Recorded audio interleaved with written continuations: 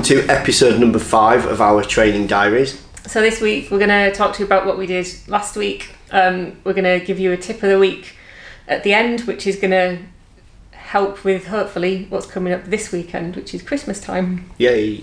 So Jayson, what was your what was your last week like? Last week was really good. Nothing like big stood out, but overall I was really happy with how I felt, the volume that I was doing, and the kind of how everything seems to be starting to come together as far as the balance of running, cycling and swimming. Yeah. I think that was one of my concerns when I started this, was how they're going to tie in together, and am I going to be able to do enough of each thing. So yeah, it was more like it started to all tie together quite nicely. So I guess when you start, you don't know how much of each thing you're going to have to do you? No, and that was a big thing 3 months ago, beginning of October, that I was quite uncertain about. So I actually went to see Nick Thomas at the endurance store and did a lactate test right at the end of September, just because I wanted to see where everything was with that. And then I spoke to Nick, and he really helped me out with a program to give me an idea of what to aim for. So I've been sort of following a program that he gave me for the last few months, which has been a really good start to it all. I think just having somebody with his experience to be able to see, you know, what I've done in the past, and then know what I'm aiming towards, to be able to sort of tie that together as well. So that really helped. And I think that's set me up really well for what I'm going to do after Christmas, after the New Year. So how's that come to fruition then last week? Is that what you're saying? Yeah, as far as I've kind of finished that block of training, if you like, that base phase now. So I'm looking to work with somebody else in the new year, which is a bit closer to home, and I'm really excited about that. So I'll let you all know about that in the new year when it's all confirmed. But yeah, I think one of the big things that's helped, so last week was a really solid week of volume, and I am focusing more on the swimming because that is by far my weakest point. So I'm putting more time into the swimming than the bike and the run at the moment, as far as maybe not quite time but focus. So last week I did 16k of swimming, which was over 5 hours. To me, back in August, that would seem like quite a lot, and I've built that up really nice and gradually and progressively. So now doing that amount of swimming last week, I didn't feel tired. I didn't feel tired today. I felt really quite fresh. So that was nice. So we've built that up with doing like 2 kind of high volume weeks, and then 1 week of less volume, still with the sort of intensity, maybe a little bit less, shorter intensity sessions. But yeah, that 2 weeks on, 1 week easier, and I've done that for the last 8 weeks. And then this last block's actually been 3 weeks, and then I'll have a week of easier between Christmas and New Year. And that's worked really, really well. I felt at the end of the second week that I could do more, but I've been tired. So then the easy week I've been grateful for, and used that to sort of recover and eat lots. So yeah, that's worked really well. So yeah, I was quite happy without like the details of specific sessions last week. You know, they were all they were just solid sessions. They were good. There wasn't anything that stood out, but there wasn't anything that I just felt horrendous on. So yeah, I was happy. Yeah, I've been doing different versions of things, haven't you? Yeah, because it was so cold and icy last week. I've kind of adapted the cycling quite a bit, so I did more off-road stuff on my bike, it was just a lot easier. I felt safer to do that rather than trying to ride my road bike on the road. I wouldn't ride my road bike off road. But yeah, so that had to adapt a little bit, but I really enjoyed that bit of variety as well. It was nice going out in the snow in Dalby.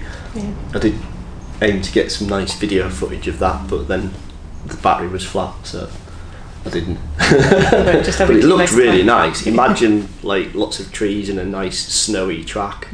Yeah, it was beautiful. Cool. So no, it was good. What about you? How was last week? Yeah, so last week was again, nothing too interesting happened really.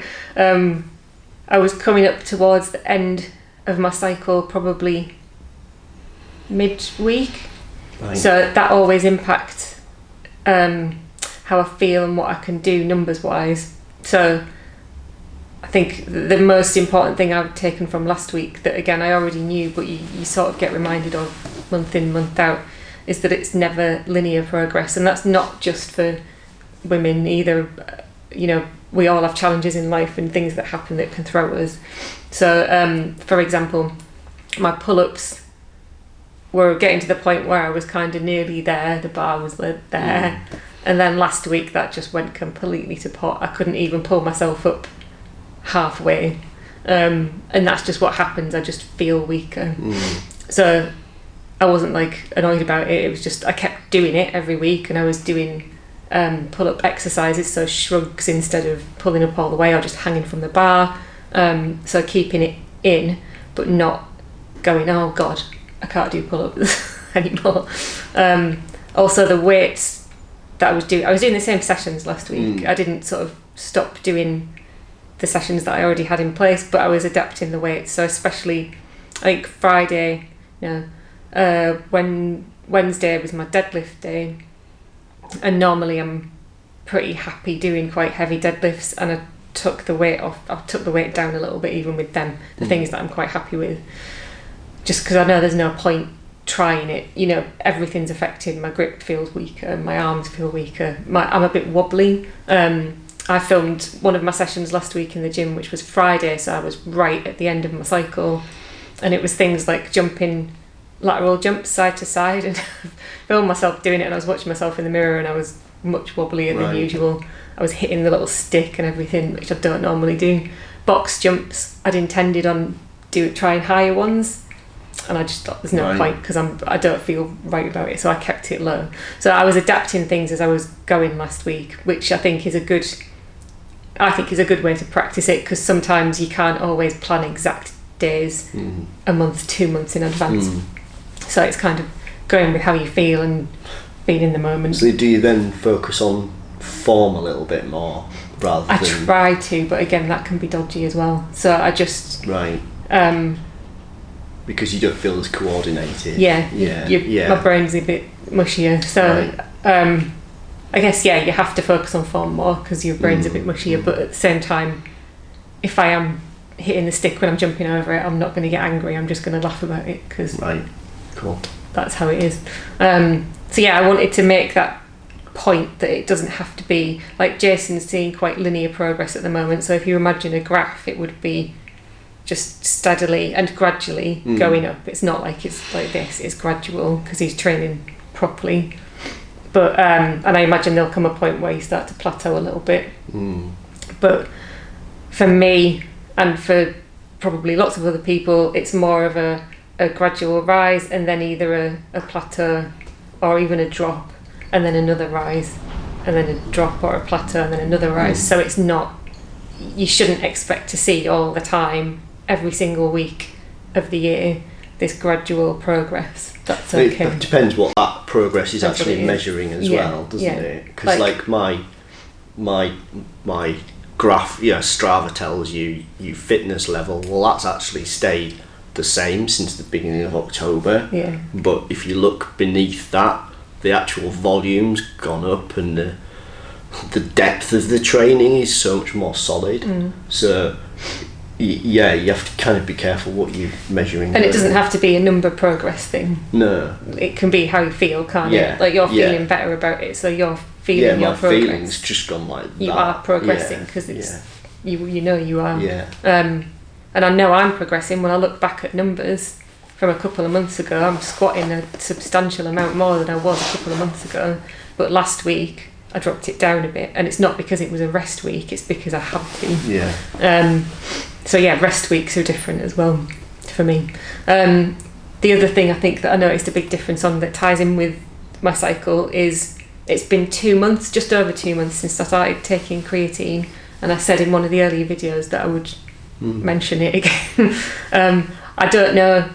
Again, I don't, because I don't measure the numbers quite as strictly. I don't know if it's helping me build muscle numbers wise. I don't know if it's helping me get stronger, but I'm going to keep taking it because I think it's made a difference in my PMS symptoms. So you said to me the other day that you wouldn't have known. No. I was at the end of my cycle, and normally you know about it. Because I get really down, I get really quiet. I'll cry sometimes randomly. I might be snappier, but mostly I just get really low mentally. And I haven't had that this last couple of months. Yeah, I get really tired. How tired you feel. Yeah, and I haven't had that. I can't concentrate on work quite as well. Everything takes me a bit longer, whereas it's been much more level. And the only thing I can accredit that to, there's two things. It's that I'm running less and that I'm taking creatine. I'm going to pick the running back up. Right. So I'm hoping it's the creatine. We'll soon find out after Christmas. Yeah. I might be back down to 3 runs a week after a couple of months in spring. But if you are interested in the effects of creatine and wanting to try it yourself, I'm not an expert in it, but I've read quite a bit around it. It's one of the most researched supplements that there is. So there's a lot of stuff out there about it, and there is more stuff now about its impact on women. So some women apparently are non-responders, but give it a try. It's quite a cheap supplement as well, compared to some others. But get a good one. If you're not sure which one, just message and ask. I've got a good one that we use that I think is good quality. And there's also, if you just Google creatine, Vivo Life we use. I didn't know if I wanted to say it. The Vivo Life creatine. I'll put a link in the comments. It's pretty cheap. It lasts for ages. And you can I put it in a recovery shake, but it doesn't taste of anything either. So sometimes if I'm not having a recovery shake, put it in a bit of juice. Okay. But there's a really good women's health article that cites a lot of different studies about it, and it's not just about building muscle. So if you're interested, just Google women's health creatine. I find it helps me build strength, and if I wanted to build size, I've used it before and it helps with that. But what I find is it seems to affect my aerobic fitness a bit, and I don't quite know why. I just feel like I lose that bit of aerobic fitness edge, and I don't know if that's because maybe it coincides with just getting a little bit bigger and heavier. But I do kind of it's using it at the right time. Depending who you are and what you're in. Like I was using it October and November because I was trying to build strength and power, whereas now it's more about the sort of easy aerobic volume kind of thing. So but you've definitely found it useful. So I'm going to take again, unless it affects my running, which you can only test by not taking it for a while. I'm going to keep taking it. Keep taking the running. You're going to start taking running soon as well. Okay, cool, good.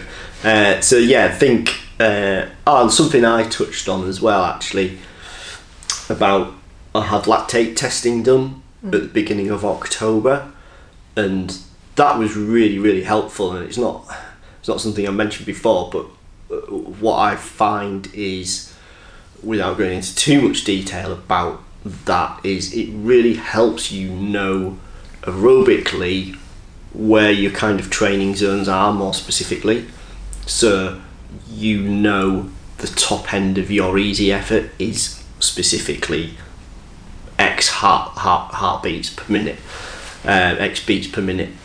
So it really helps you kind of just be more specific with your training. So that was something that I found really, really helpful. It was also really good to then go back and measure.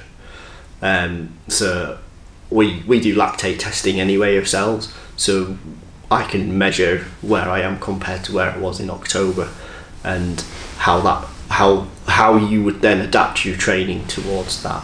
So that was really helpful as well. Yeah. So you know, it's not, I think for what you get, for most tests are like £70 or £80 wherever you go. There's plenty of places that do them, and I think if you are going to put a lot of time and effort into your training, it's well worth knowing sort of roughly where, or not roughly, sorry, more specifically where your kind of training zones are, and then you just get more out of that time that you put in as well.